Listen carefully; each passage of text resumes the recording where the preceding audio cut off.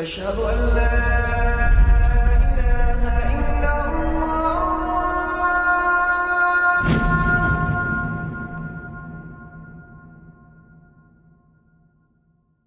Raindrops media পরিবেশিত audio lecture series পরকালের পথে যাত্রা 22 পর্বের এই লেকচার সিরিজে আলোচিত হবে মৃত্যু, কবরের জীবন, রূহের যাত্রা, কিয়ামতের ছোট ও বড় লক্ষণসমূহ, বিচার দিবস, জান্নাত এবং জাহান্নাম। আউযু বিল্লাহি মিনাশ শাইতানির রাজীম। বিসমিল্লাহির রহমানির রহিম। আলহামদুলিল্লাহ ওয়াসসালাতু ওয়াসসালাম আলা সাইয়্যিদিনা মুহাম্মদ ওয়া আলা আলিহি ওয়া সাহবিহি ওয়া সাল্লাম তাসলিমান কাসীরা। আল আখিরাহ, সেই দিনটি আসলে কতটুকু গুরুত্বপূর্ণ? আপনি যদি দুনিয়ার তুলনায় আখিরাতের গুরুত্ব সম্পর্কে জানতে চান, তাহলে একটি সহজ গাণিতিক সমীকরণ ব্যবহার করতে পারেন। কার গুরুত্ব বেশি, কার অনুপাত বেশি, সেটা জানার জন্য। আমরা এই দুনিয়াতে কয় বছর বাঁচব? 60, 70 কিংবা ধরে নিই সর্বোচ্চ 100 বছর।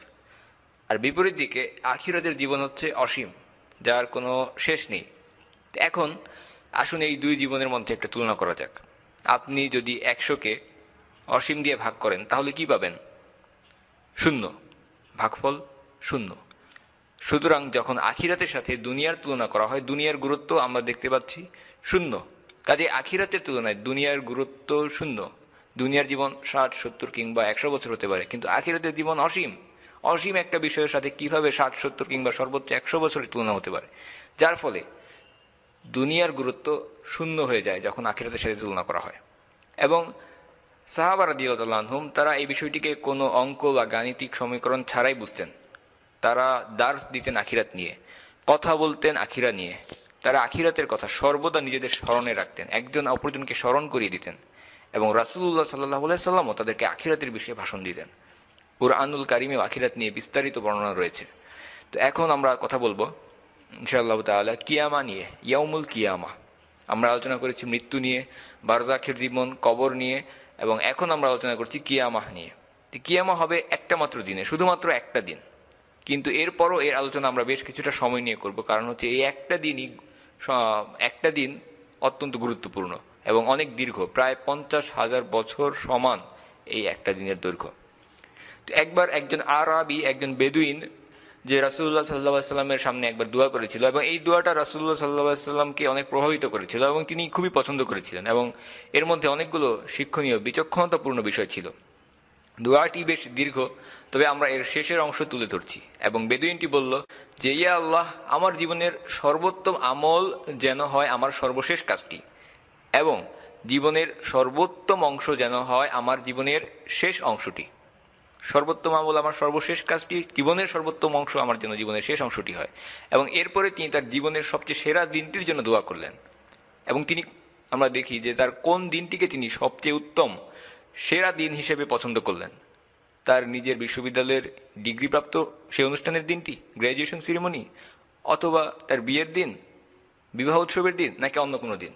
না, তিনি এই কোনো একটি দিনকে নিজের জীবনের সেরা দিন হিসেবে আল্লাহ সুবহানাহু ওয়া তাআলার কাছে দোয়া করেননি। তিনি বললেন, যেদিন আমি আল্লাহর সাথে সাক্ষাৎ করব, এবং ইয়া আল্লাহ, আমার জীবনের সর্বোত্তম দিনটি যেন হয় আমার জীবনের সর্বশেষ দিন। হে আল্লাহ, তোমার সাথে সাক্ষাতের দিনটিকে আমার জীবনের সর্বোত্তম দিন বানিয়ে দিও। যেদিন আল্লাহ সুবহানাহু ওয়া তাআলার সাথে তার সাক্ষাৎ হবে সেই দিন, অর্থাৎ বিচার দিবস। এবং এর মধ্যে অনেকগুলো হিকমা রয়েছে, কারণ সেই দিনটি 50,000 বছরের সমান বড়। আর দুনিয়ার সারা জীবন সেই একদিনের তুলনায় একটি ক্ষুদ্র মুহূর্ত মাত্র। কাজেই সেই দিনটি যদি ভালো যায়, একজন মানুষের সব কিছুই ভালো গেল। সেটাই সবচেয়ে গুরুত্বপূর্ণ দিন। সেদিন সব কিছু ঠিকঠাক মতো হলে আপনি বিজয়ী, জিতে গেলেন। আর সেই দিনটি যদি আপনার উল্টাপাল্টা যায়, তাহলে আপনার দুনিয়ার জীবন যতই আরামায়েশে কাটুক না কেন, যতই ভোগবিলাসে কাটুক না কেন, কোনো কাজে আসবে না। আপনি কিছুই পেলেন না, সব কিছু হারিয়ে ফেললেন। সুতরাং এই বেদুইন ব্যাপক বিচক্ষণতার পরিচয় দিয়েছিলেন যখন তিনি বললেন, তোমার সাথে সাক্ষাতের দিনটিকে আমার জীবনের সর্বোত্তম দিন বানিয়ে দিও। আর আমরা যেদিন আল্লাহ সুবহানাহু ওয়া তাআলার সাক্ষাৎ লাভ করব, সেই দিনটি হচ্ছে চূড়ান্ত বিচারের দিন। কিয়ামত দিবসে আল্লাহর সাক্ষাৎ প্রাপ্ত হব। কাজেই আমরা আল্লাহ সুবহানাহু ওয়া তাআলার কাছে দোয়া করি যেন তিনি সেই দিন আমাদের উপর সন্তুষ্ট থাকেন। সেই দিন যদি তিনি আমাদের উপর রাজি খুশি থাকেন, সেটাই হচ্ছে একমাত্র ধর্তব্য বিষয়, একমাত্র গণনা করার মতো বিষয়। এবং কিয়ামত দিবস মূলত দিন হিসাবে অনেক লম্বা হবে, এবং সেই দিন অনেকগুলো ঘটনা ঘটবে।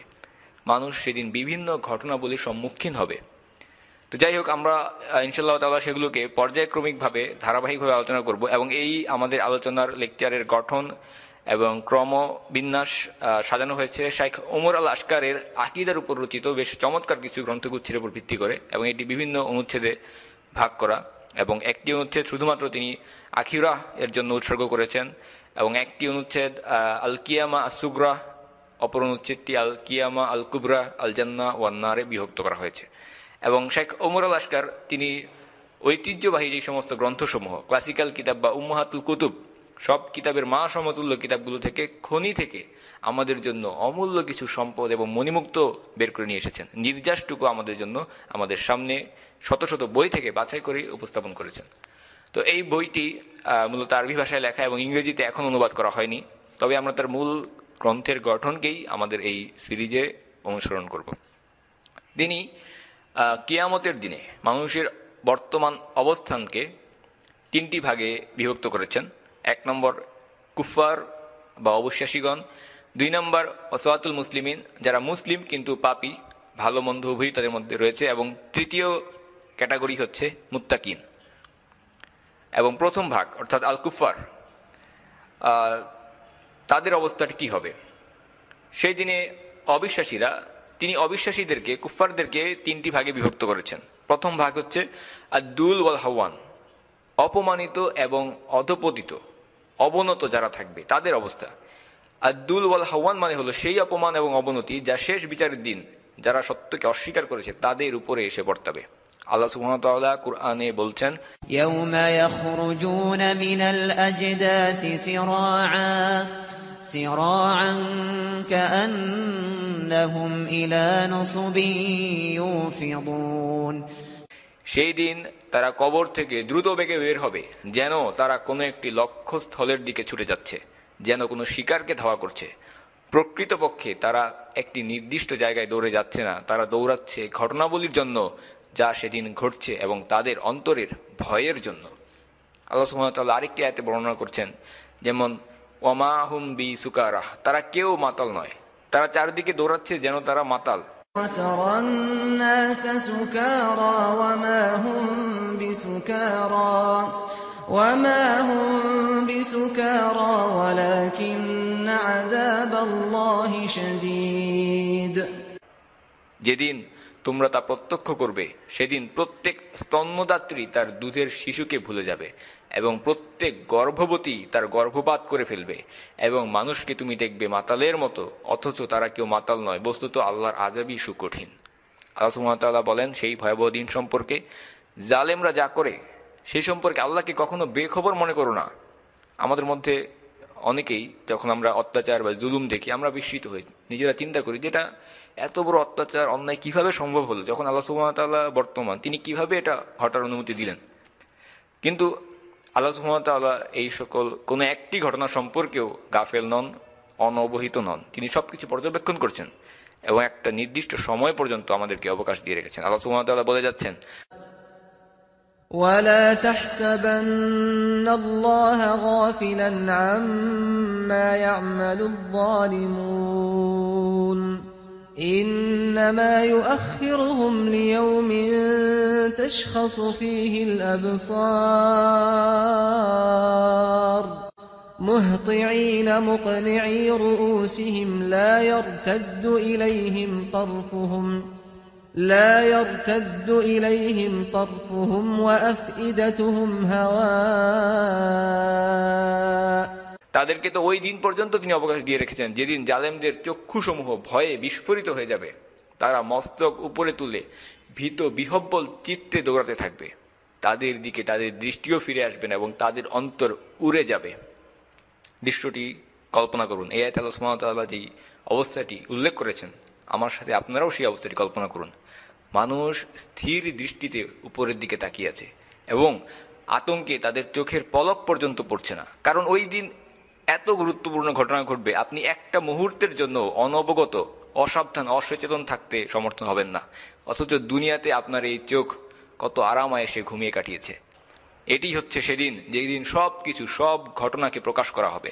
আল্লাহ সুবহানাহু ওয়া তাআলা আরও বলছেন, সেদিন অন্তরগুলো বাতাসের মতো হালকা হবে। হাওয়া মানে বাতাস, এবং আরেকটি অর্থ হচ্ছে যা খালি বা হালকা। যখন আমরা সাহসী কাউকে বুঝাই, যখন বলি অমুক ব্যক্তি খুবই সাহসী একজন ব্যক্তি, তখন আমরা বলি যে তার অন্তরটি খুবই দৃঢ়, ভারী অন্তর।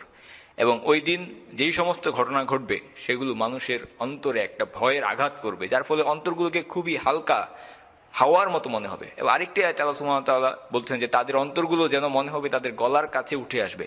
খাদিমিন হিসেবে বর্ণনা করেছেন। এত ভয়ের এবং এত আতঙ্কের একটি দিন হবে, যেদিন ভয়ে মানুষের দম বন্ধ হয়ে আসবে। وأنذرهم يوم الآزفة إذ القلوب لدى الحناجر كاظمين ما للظالمين من حميم ولا شفيع يطاع। আপনি তাদেরকে আসন্ন সেই দিন সম্পর্কে সতর্ক করুন যখন প্রাণ কণ্ঠাগত হবে, দম বন্ধ হয়ে যাওয়ার উপক্রম হবে। যখন আমরা বিচার দিনের সেই কথাটি বলি, আমরা এই বিষয়ে কথা বলি যেটা একটি ভবিষ্যতের ঘটনা, এবং এমন কিছু বিষয়ে কথা বলছি যেটা গায়েবের অংশ। কিন্তু আল্লাহ সুবহানাহু ওয়া তাআলা এই সম্পর্কে কথা বলছেন এবং এটাকে বলছেন আল আজিফা।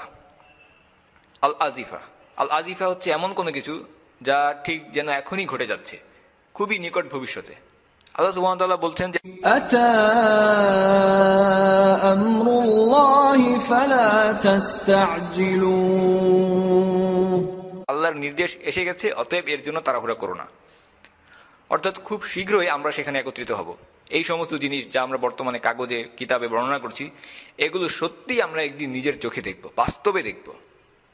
কারণ এই মুহূর্তে, ঠিক এই মুহূর্তে আপনি যদি আপনার নিজের জীবনের দিকে ফিরে তাকান, স্মৃতিচারণ করেন, আপনার সমস্ত স্মৃতিগুলোর দিকে একবার ভাবুন। আপনি যদি সেগুলোকে একত্রিত করে বর্ণনা করতে শুরু করেন, এটি করতে হয়তো মাত্র আধা ঘন্টা থেকে 1 ঘন্টা সময় লাগবে। খুব শীঘ্রই আমাদেরকে আমাদের সেই চূড়ান্ত গন্তব্যের দিকে যেতে হবে। আমরা আমাদের মৃত্যুসজ্জায় শায়িত থাকবো, মৃত্যুর জন্য প্রস্তুত হয়ে শুয়ে থাকবো, এবং এরপরই চলে আসবে সেই কিয়ামতের দিন, বিচার দিবস। অর্থাৎ এটা আসলে খুব বেশি দূরে নয়। আল্লাহ সুবহানাহু ওয়া তাআলা এই কারণে সেই দিন থেকে বলছেন আল আজিফা, এমন একটা দিন যা খুব নিকটেই আছে এবং খুব তাড়াতাড়ি আমাদের কাছে চলে আসছে, কামিং সুন, খুব তাড়াতাড়ি চলে আসছে। সেই দিনে ইয়াউমাল কিয়ামা হলো শেষ বিচারের অনেকগুলো নামের মধ্যে একটি। সেই দিনটা হবে দাঁড়িয়ে থাকার দিন। মানুষ কিয়ামতের দিনে দাঁড়িয়ে থাকবে। কিয়ামা মানে হচ্ছে দাঁড়ানো, দণ্ডায়মান অবস্থায় থাকা। মানুষ সেদিন দাঁড়িয়ে থাকবে। এবং আল্লাহ সুবহানাহু ওয়া তাআলা রাসূলুল্লাহ সাল্লাল্লাহু আলাইহি ওয়াসাল্লামকে জানিয়ে দিয়েছেন। রাসূলুল্লাহ সাল্লাল্লাহু আলাইহি ওয়াসাল্লাম বলেন যে শেষ বিচারের দিন সূর্য মানুষের এত কাছে চলে আসবে যে এর দূরত্ব 1 মাইল হবে। 1 মাইল হবে এবং সূর্য সৃষ্টি জগতের কাছে নেমে আসবে। আরবিতে যে শব্দটি ব্যবহার করা হয়েছে তার অর্থ এখানে অনুবাদ করা হয়েছে 1 মাইল হিসেবে, কিন্তু এর অর্থ দূরত্ব হতে পারে এবং এর অর্থে মতভেদ রয়েছে, কিংবা অন্য আরো অল্প দূরত্ব হতে পারে। যেমন সুলাইম বিন আমির বলেছেন যে আল্লাহর কসম, আমি জানি না উনি কি মাইল দ্বারা পৃথিবীর মাইলকে বুঝিয়েছেন, না সেই যন্ত্র যা দিয়ে চোখে সুরমা বা মাস্কারা দেওয়া হয় তাকে বুঝিয়েছেন। অর্থাৎ সেটা খুবই অল্প দূরত্ব, মাত্র 4 আঙ্গুল পরিমাণ দূরত্ব। অর্থাৎ সেই সময়ে সূর্য মানুষের মাথার এত কাছে নেমে আসবে। অর্থাৎ এখানে এই হাদিসের মূল বিষয়টি হচ্ছে যে সূর্য মানুষের খুব কাছে চলে আসবে। এবং সহিহ মুসলিমে রাসূলুল্লাহ সাল্লাল্লাহু আলাইহি সাল্লাম বলেছেন যে মানুষ তাদের আমল অনুসারে সেই দিন ঘামতে থাকবে। কারো ঘাম হাঁটু পর্যন্ত, কারো কোমর পর্যন্ত থাকবে, এবং মানুষ তার আমল অনুসারে ঘামতে থাকবে। যার খারাপ কাজ যত বেশি তার ঘাম তত বেশি হবে, কারণ সেদিন মাথার উপরে সূর্য থাকবে এবং কোনো ছায়া থাকবে না। বদ আমলকারী ব্যক্তিরা সেদিন কোনো ছায়া লাভ করবে না এবং তাদের আমল অনুসারে তারা ঘর্মাক্ত অবস্থায় থাকবে। এবং এই হাদিসটি বলার সময় আল্লাহ রাসূল সাল্লাল্লাহু আলাইহি সাল্লাম তার হাত দ্বারা তার মুখের দিকে নির্দেশ করছিলেন। এবং সেই দিনে সৎ কর্মশীল ব্যক্তিরা তারা আল্লাহ সুবহানাহু ওয়া তাআলার আরশের ছায়ার নিচে একত্রিত হবে এবং তারা সেখানে আশ্রয় লাভ করবে। এবং আরেকটি দৃশ্য হাশরের ময়দানে, যেখানে জালিমদের অবস্থা সম্পর্কে বর্ণনা করা হয়েছে। এমনভাবে বর্ণনা করা হয়েছে যে এই আয়াতগুলো আমাদের চোখের সামনে একটি ছবি বা দৃশ্যকে ফুটিয়ে তোলে। এবং কুরআনের অনেক আয়াতেই আমাদেরকে এই সমস্ত বিভিন্ন চিত্র সম্পর্কে কল্পনা করতে উৎসাহিত করে, উদ্বুদ্ধ করে। আল্লাহ সুবহানাহু ওয়া তাআলা যেন তার আয়াতগুলোর মাধ্যমে কুরআনে একটি ছবিকে ফুটিয়ে তুলেছেন। অনেকটা আমরা বলতে পারি যেন সচিত্র প্রতিবেদন, বিশেষ করে আখিরাত বিষয়ক। এবং আল্লাহ সুবহানাহু ওয়া তাআলা এর বাস্তবতা বোঝানোর জন্য আয়াতের মাধ্যমে যেন এইসব ছবিকে ব্যবহার করেছেন। আল্লাহ সুবহানাহু ওয়া তাআলা বলেন, وَيَوْمَ يَعَضُّ الظَّالِمُ عَلَى يَدَيْهِ يقول يا ليتني اتخذت مع الرسول سبيلا। জালেমরা সেদিন নিজেদের হাত কামড়াতে থাকবে আর বলবে, হায় আফসোস, আমি যদি রাসূলের সাথে পথ অবলম্বন করতাম, আমি যদি রাসূলের পথ অবলম্বন করতাম, হায় আফসোস। চরম একটা আক্ষেপের সময়। যখন আমরা কোনো কিছু নিয়ে খুব বেশি আফসোস করি, তখন আমরা অনেকে নিজেদের হাতের নখ কামড়াই বা আঙ্গুল কামড়াই। কিন্তু আল্লাহ সুবহানাহু ওয়া তাআলা এখানে এই আয়াতে বলছেন যে তারা তাদের সেই আঙ্গুল বা নখ কামড়াবে না, তারা নিজেদের হাতকে কামড়াতে থাকবে। কল্পনা করুন যে তারা নিজেদের হাত কামড়াচ্ছে, তাদের হাড় সমূহকে কামড়াচ্ছে এবং চূর্ণ বিচূর্ণ করে ফেলছে, কিন্তু তারা নিজেরাও সেই ব্যথাকে অনুভব করতে পারছে না। কারণ তাদের মানসিক আক্ষেপের ব্যথা, মানসিক যন্ত্রণা সেই শারীরিক যন্ত্রণা থেকে আরো বহু গুণ বেশি। যদি এই শারীরিক ব্যথা তীব্র হয়ে থাকে, তাহলে মানসিক ব্যথা তার থেকেও তীব্রতর। এবং তাদের সেই আক্ষেপ, আফসোস, তার মূল কারণ একটাই, তারা ভাবছে যে যদি আমি দুনিয়াতে রাসূলকে অনুসরণ করতাম। আল্লাহ সুবহানাহু ওয়া তাআলা বলেন, وَيَوْمَ تَقُومُ السَّاعَةُ يُبْلِسُ الْمُجْرِمُونَ যেদিন কিয়ামত সংঘটিত হবে, সেই দিন অপরাধীরা হতাশ হয়ে যাবে। সমস্ত দুর্বৃত্ত, অবিশ্বাসী, কাফির, ক্রিমিনাল, এরা সবাই হতাশ হয়ে যাবে। ইউবলিস মানে হচ্ছে হাল ছেড়ে দেওয়া, কোনো চেষ্টাও করবে না, কোনো আপত্তি নাই, আলোচনা নাই, তর্ক নাই, তারা সব কিছুকে ছেড়ে দেবে। কারণ সেই মুহূর্তে তারা বুঝতে পারবে তারা কত অসহায় এবং আল্লাহ সুবহানাহু ওয়া তাআলা কত বড়, কত মহান, কত শক্তিশালী। কারণ আপনি কার সাথে তর্ক করবেন এবং কি নিয়ে সেই মুহূর্তে তর্ক করবেন, সেদিন তারা যাবতীয় চেষ্টাকে পরিত্যাগ করবে, ছেড়ে দেবে, আশা হারিয়ে ফেলবে। আল্লাহ সুবহানাহু ওয়া তাআলা বলেন, يَوْمَئِذٍ يَوَدُّ الَّذِينَ كَفَرُوا وَعَصَوُا الرَّسُولَ لَوْ تُسَوَّى بِهِمُ الْأَرْضُ وَلَا يَكْتُمُونَ اللَّهَ حَدِيثًا। সেদিন কামনা করবে সেই সমস্ত লোক যারা কাফির হয়েছিল এবং রাসূলের নাফরমানি করেছিল, যেন তারা জমিনের সাথে মিশে যায়, যেন জমিনের সাথে মিশে যায়। এখানে রূপকভাবে এমন একজন ব্যক্তির কথা বলা হচ্ছে যে ব্যক্তিটি দুনিয়ার প্রতি তীব্রভাবে আসক্ত ছিল। তার বিভিন্ন উচ্চ আশা, উচ্চ অভিলাষ ছিল দুনিয়াতে, বড় বড় আশা, বড় বড় স্বপ্ন সে দেখত। টাকার বিনিময়ে, অর্থের জন্য এই দিনকে সে দূরে অবহেলিত অবস্থায় ফেলে রেখেছিল। এগুলো নিয়ে মনোযোগী ছিল না, এগুলো নিয়ে ভাবতো না। কিন্তু আল্লাহ সুবহানাহু ওয়া তাআলা আরেকটি আয়াতে বলছেন, وَيَقُولُ الْكَافِرُ يَا لَيْتَنِي كُنتُ تُرَابًا। যে যখন কাফিররা বলবে আমি যদি ধুলা হয়ে যেতে পারতাম। এগুলো এমন সব লোকের উদাহরণ যারা দুনিয়াতে খুবই উচ্চাভিলাষী, উচ্চ আশা ছিল, লক্ষ্য ছিল, তাদের একটি টার্গেট ছিল। কিন্তু সেই দিন, হিসাব নিকাশের দিনটিকে যখন তারা সামনে দেখবে, তখন তাদের মনে আর কোনো উচ্চ আশা থাকবে না। তারা সম্পূর্ণরূপে সমস্ত আশা পরিত্যাগ করবে, হতাশ হয়ে যাবে, হাল ছেড়ে দেবে। এমনকি চাইবে যদি তারা মাটির সাথে মিশে যেত, মাটি হয়ে যেত। এবং এই সমস্ত আয়াত আমাদেরকে বলে যে আসলে আমরা দুনিয়াতে যে একটা স্বপ্নের মধ্যে, একটা ঘোরের মধ্যে বসবাস করছি, অচিরেই এই স্বপ্নটি ভেঙে যাবে এবং আমরা বাস্তবতা কি সেটাকে উপলব্ধি করতে পারবো। তো কাজেই সেই বাস্তবতার জন্যই আমাদের আশা এবং অ্যাম্বিশনকে ঠিক করা উচিত। এই দুনিয়ার নিষ্ফল স্বপ্নের ঘোরের জন্য আমাদের উচ্চ আশা অবলম্বন করা উচিত নয়। এবং হাসরের ময়দানের দ্বিতীয় আরেকটি দৃশ্য, যখন আমরা কুফফারদের অবস্থা আলোচনা করছি, এখন আমরা আলোচনা করতে যাচ্ছি ইহবাতুল আমল, বা এমন সব কাজ যেগুলো নিষ্ফল হয়ে গেছে, বৃথা, পণ্ডশ্রম। ইহবাতুল আমল মানে হচ্ছে কর্মের নিষ্ফলতা। আল্লাহ সুবহানাহু ওয়া তাআলা বলেন, وَالَّذِينَ كَفَرُوا أَعْمَالُهُمْ كَسَرَابٍ بِقِيعَةٍ يَحْسَبُهُ الظَّمْآنُ مَاءً। যারা কাফের তাদের কর্ম মরুভূমির মরীচিকার মতো, যাকে একজন পিপাসার্ত ব্যক্তি পানি বলে মনে করে। এখন আমরা জানি যে মরীচিকা হচ্ছে মূলত চোখের একটা ভুল, আলোক বিভ্রাট, যা মরুভূমি কিংবা খুব উত্তপ্ত গরমের দিনে হাইওয়েতে অনেক দূরের দিকে তাকালে দেখা যায়, মনে হয় যেন সেখানে পানি আছে, কিন্তু সেখানে যাওয়ার পর আর কিছুই পাওয়া যায় না। আপনি যখন তাকে ধরতে যাবেন, সেটা আপনার থেকে আরও দূরে সরে যাবে। আল্লাহ সুবহানাহু ওয়া তাআলা কুফফারদের, অবিশ্বাসীদের আমলগুলোকে তুলনা দিতে গিয়ে এই উদাহরণটিকে ব্যবহার করেছেন, যেন সেগুলো হচ্ছে মরুভূমির মরীচিকার মতো। এবং আয়াতটিতে আরো বলা হয়েছে, يَحْسَبُهُ الظَّمْآنُ مَاءً حَتَّى إِذَا جَاءَهُ لَمْ يَجِدْهُ شَيْئًا وَوَجَدَ اللَّهَ عِندَهُ فَوَفَّاهُ حِسَابَهُ وَاللَّهُ سَرِيعُ الْحِسَابِ। এমনকি সে যখন তার কাছে যায় তখন সেখানে কিছুই পায় না এবং পায় সেখানে আল্লাহকে, আর অতঃপর আল্লাহ তার হিসাবকে চুকিয়ে দিবেন। আল্লাহ দ্রুত হিসাব গ্রহণকারী। আল্লাহ সুবহানাহু ওয়া তাআলা আরো বলেন, أو كظلمات في بحر اللج يغشاه موج من فوقه موج من فوقه سحاب ظلمات بعضها فوق بعض إذا أخرج يده لم يكد يراها ومن لم يجعل الله له نورا فما له من نور। এই নিষ্ফল কাজগুলোর উদাহরণ দিতে গিয়ে অসাধারণভাবে আল্লাহ সুবহানাহু ওয়া তাআলা বর্ণনা করছেন যে অথবা প্রমত্ত সমুদ্রের বুকে গভীর অন্ধকারের মতো, যাকে উদ্বেলিত করে ঢেউয়ের উপর ঢেউ, তরঙ্গের উপর তরঙ্গ, যার উপরে ঘন কালো মেঘ ছড়িয়ে আছে, একের পর এক অন্ধকার। যখন সে ব্যক্তিটি তার হাত বের করে তখন তাকে সে একেবারেই দেখতে পায় না। আল্লাহ যাকে জ্যোতি দেন না তার কোনো জ্যোতিই নেই।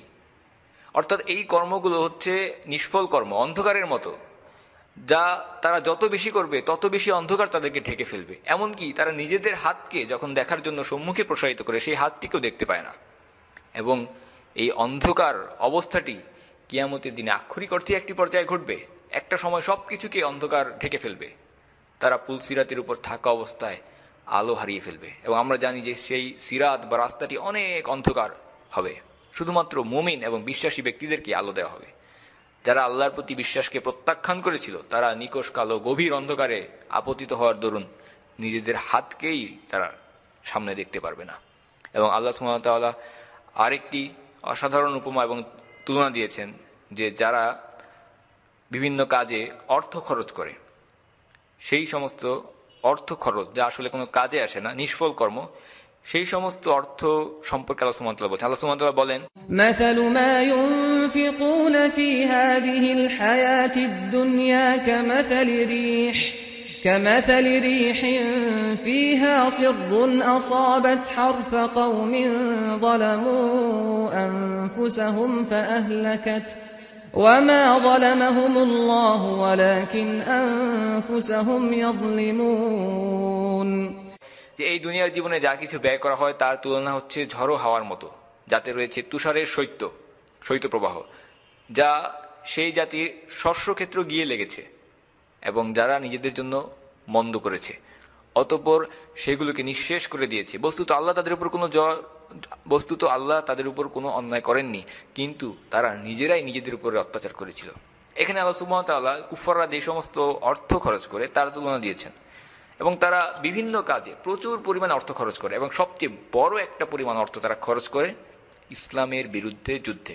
কিভাবে ইসলামকে বাধাগ্রস্ত করা যায়, মানুষের কাছে যেন ইসলাম পৌঁছাতে না পারে, মানুষ যাতে ইসলাম সম্পর্কে ভুল তথ্য জানে, অপপ্রচারের শিকার হয়, এই সমস্ত কাজে অতীতেও বিভিন্ন যুগে ইসলামের বিরুদ্ধে প্রচুর অর্থ খরচ করা হয়েছে, বিলিয়ন বিলিয়ন অর্থ ব্যয় করা হয়েছে। বর্তমানেও এই কাজে অর্থ ব্যয় করা হচ্ছে ইসলামকে বাধাগ্রস্ত করার জন্য। আজকের দিনেও বিলিয়ন বিলিয়ন ডলার ব্যয় করা হচ্ছে ইসলামকে থামিয়ে দেওয়ার জন্য। এবং আল্লাহ সুবহানাহু ওয়া তাআলা কুফারদের এই সমস্ত অর্থ সম্পদ ব্যয় করা সম্পর্কে বলছেন, এই অর্থ যা তারা খরচ করেছে কিংবা করছে, এর উদাহরণ হলো শীতল একটা শৈত্য প্রবাহের মতো, যা এত ঠান্ডা যা যেখানে প্রবাহিত হয় সেই অঞ্চলটিকে বরফে পরিণত করে দেয়। যা যেখানে প্রবাহিত হয়েছে সেখানকার শস্যক্ষেত্র, সেখানকার ফসলকে সম্পূর্ণরূপে ধ্বংস করে দিয়েছে। অন্য কথায় ফ্রস্ট বাইট, এটা ঠান্ডায় জমে দেওয়া আঘাতের মতো, যা আমাদের ফসলকে ধ্বংস করে দেয়। যখন একজন ব্যক্তি কোনো একটা সামান্য একটা গাছ রোপণ করে, এরপর যখন তারা সেই গাছটিকে পরম যত্নে বড় করে তোলে এবং যখন গাছে ফসল আসার সময় হয়, তখন সে মনে করে যে এতদিনে আমার এত পরিশ্রমের ফসল ভোগ করার সময়টা চলে আসলো। সে অধীর আগ্রহে তার জন্য অপেক্ষা করে থাকে যে কখন আমরা এই ফসলটা ভোগ করব। কিন্তু দেখা যায় যে যখন এই ফসল ধ্বংসকারী শৈত্যপ্রবাহ, শীতল বায়ু, ফ্রস্ট বাইট চলে আসে, সে আর কিছুই পায় না। বরফের মতো ঠান্ডা শৈত্যপ্রবাহে সব কিছু নষ্ট হয়ে যায়। এটাই হচ্ছে সেই উদাহরণ। কুফাররা যেই সমস্ত অর্থ ব্যয় করে সেটাকে বোঝানোর জন্য আল্লাহ সুবহানাহু ওয়া তাআলা এই উদাহরণকে ব্যবহার করেছেন। এবং এই অর্থ বর্তমানে যা তারা খরচ করে চলেছে তাদের কোনো পার্থিব স্বার্থ হাসিলের জন্যই তারা করছে, কিন্তু বিচার দিবসে এটা সম্পূর্ণরূপে ব্যর্থতায় পর্যবসিত হয়ে যাবে। অর্থাৎ দুনিয়াতে হয়তো সে কোনো ফায়দা পেতেও পারে, কিন্তু পরকালে সম্পূর্ণরূপে তারা ক্ষতিগ্রস্ত হবে এবং কোনো প্রতিদান সে লাভ করবে না। তাদের এই সমস্ত আমল বরবাদ হয়ে যাবে, নিষ্ফল আমল। এবং যখন আমরা তাদের এই কাজের নিষ্ফলতা নিয়ে এই আয়াতের আলোচনা করছি, তখন হয়তো অনেকে নিজেদের মধ্যে অবাক হয়ে বলে উঠতে পারি যে আল্লাহ কি ইনসাফকারী নন? তিনি কি মানুষকে তাদের কর্মফল অনুযায়ী পুরস্কৃত করতে পারতেন না? এই কথাকে সহজ করে বোঝানোর জন্য আল্লাহ সুবহানাহু ওয়া তাআলা নিজেই বলছেন, ওয়ামা যালামাহুমুল্লাহু ওয়ালাকিন আনফুসাহুম ইয়াযলিমুন। আল্লাহ তাদের প্রতি জুলুম করাচ্ছিলেন না, কিন্তু তারা নিজেরাই নিজেদের প্রতি জুলুম করেছে। আপনাকে আল্লাহর কাছে আপনার কর্মের কারণে জবাবদিহি করতে হবে, অন্য কোনো একজন ব্যক্তির কর্মের জন্য আপনাকে জবাবদিহি করতে হবে না। তারা নিজেরাই নিজেদের উপরে জুলুম করেছে, আল্লাহ তাদের প্রতি জুলুম করেননি। এবং তাদের এই নিষ্ফল কাজের তৃতীয় আরেকটি তুলনা দেওয়া হয়েছে কুরআনে। আল্লাহ সুবহানাহু ওয়া তাআলা বলছেন যে তারা স্বীয় পালনকর্তার সত্তায় অবিশ্বাসী। যারা স্বীয় পালনকর্তার সত্তায় অবিশ্বাসী, তাদের অবস্থা এই যে তাদের কর্মসমূহ ছাই ভস্মের মতো, যার উপর দিয়ে প্রবল বাতাস বয়ে যায়, ধূলিঝড়ের মতো, ধূলিঝড়ের দিন।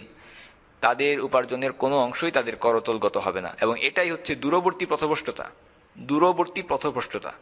তো ভেবে দেখুন, যখন একটা ছাই ভস্মের পর্বত, এটা আপনার আমলের উদাহরণ, আপনার প্রচুর পরিমাণ আমল আছে, পাহাড়ের মতো, পর্বতের মতো, কিন্তু পুরো পর্বতটা ছাই এবং ভস্মের তৈরি। আপাত দৃষ্টিতে এটাকে মনে হতে পারে অনেক বেশি, একটা পর্বত সমান, আপনি অনেক অনেক ভালো কাজ সম্পাদন করে ফেলেছেন। কিন্তু যখন আপনি আপনার কর্মের প্রতিফল গ্রহণ করতে যাচ্ছেন, তখন হঠাৎ একটা ঝড় এসে আপনার সমস্ত কর্মকে উড়িয়ে নিয়ে চলে গেল। তখন আপনি সেটাকে আটকানোর চেষ্টা করবেন, ধরে রাখার চেষ্টা করবেন, কিন্তু সেই ছাইয়ের পাহাড়ে যখন বাতাস লাগবে, আপনি কি তা ধরতে পারবেন? কারণ সেগুলো হচ্ছে ছাই, ভস্ম, চারদিকে বিক্ষিপ্ত অবস্থায় সেগুলো উড়ে যাবে।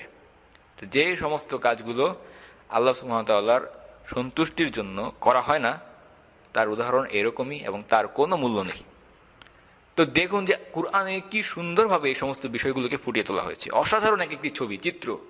ছাই ভস্মের পরিমাণ অনেক বেশি, কিন্তু যে দুটি কারণের একটিতে আপনার সমস্ত আমলগুলো বরবাদ হয়ে যেতে পারে, তার দুইটি কাজ হচ্ছে, যদি এই দুইটি কাজটি, এক নম্বর, যদি সেই কাজটি সহি নিয়তে না করা হয়, অর্থাৎ যদি কাজটি ইখলাস বিবর্জিত হয়, আন্তরিকতা না থাকে, সেই কাজটি একসময় নিষ্ফল কর্মে পরিণত হয়ে যেতে পারে। এবং দ্বিতীয় ইবাদত কবুলের যে শর্ত, সেটা হচ্ছে যে কাজটি হতে হবে সুন্নতে ইত্তেবা অনুসারে, অর্থাৎ রাসূলুল্লাহ সাল্লাল্লাহু আলাইহি সাল্লামের পদ্ধতিতে, তার মতে, তার পথে, তার দেখানো মডেল অনুসরণ করে সেই কাজটিকে আপনার সম্পাদন করতে হবে।